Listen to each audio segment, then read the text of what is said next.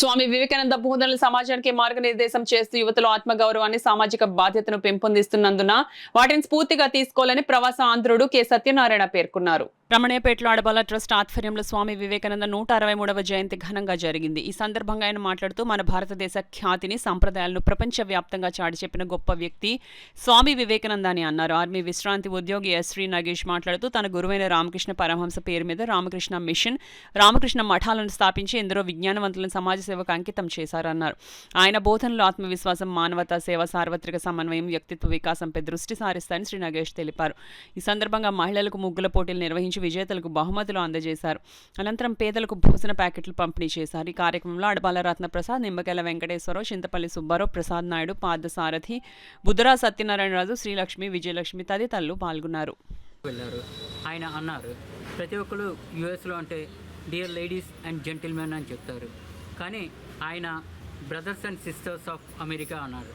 అంటే నా ప్రియమైన సోదరీమణులారా అని సంబోధించగానే అందరూ చాలా ఇంప్రెస్ అయ్యి చప్పట్లు కొట్టడం జరిగింది. ఆ స్టేడియం కరతాళ ధ్వనులతో మోగిపోయింది. అప్పుడు మన భారతదేశ సనాతన ధర్మం యొక్క గొప్పతనాన్ని అవన్నీ చెప్పారు. స్వామి వివేకానంద ఒక ఏదో కాషాయ వస్త్రం వేసుకుంటారు, ఒక జపం చేసుకుని ఉంటారని అనుకోవడం కాదు. ఒక మంచి దార్శనికుడు, సమాజ సంస్కర్త. మన భారతదేశం గురించి ఎన్నో చెప్పారు.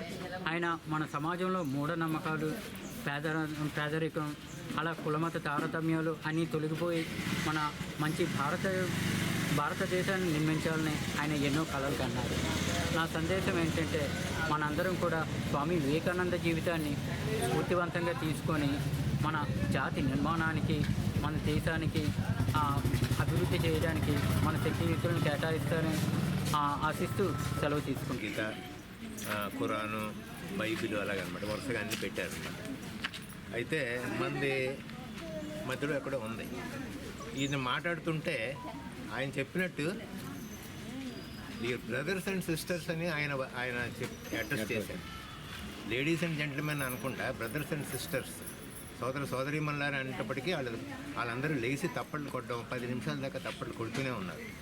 అయితే ఈలోపు ఈ పుస్తకాలు ఏం చేశారంటే అలాగ పెట్టేసి పైన పెట్టేసి ఆ భగవద్గీత ఏమో కిందకు పెట్టారు.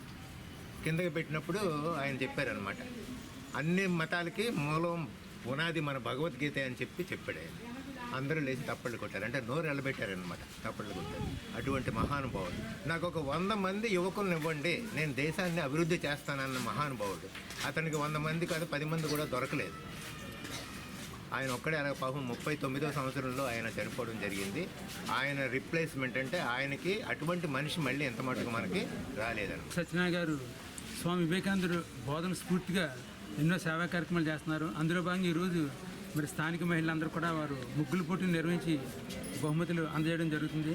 మరి స్వామి వివేకానంద అంటే మన గుడికి వెళ్తాం, భగవంతుని ప్రార్థిస్తాం, కానీ భగవంతుడి కన్నా ముఖ్యంగా మనకి బయట ఉండే బెగ్గర్స్ అంటే పేదవారు ఉంటారు కదా, వాళ్ళు దేవుని చూడండి అనేసి ఆయన చెప్తాడు.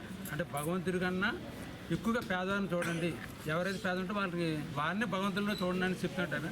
అదేవిధంగా ప్రతి జీవిలోనూ కూడా అంటే మన మొక్కలు అన్నింటిలో కూడా ప్రాణం ఉంటుంది. అదేవిధంగా భగవంతుడు ఉంటాడు అనే భగవంతుడు మీ అందరూ మెలగాలని ఆయన మంచి మంచి సందేశాలు ఇవ్వడం జరిగింది.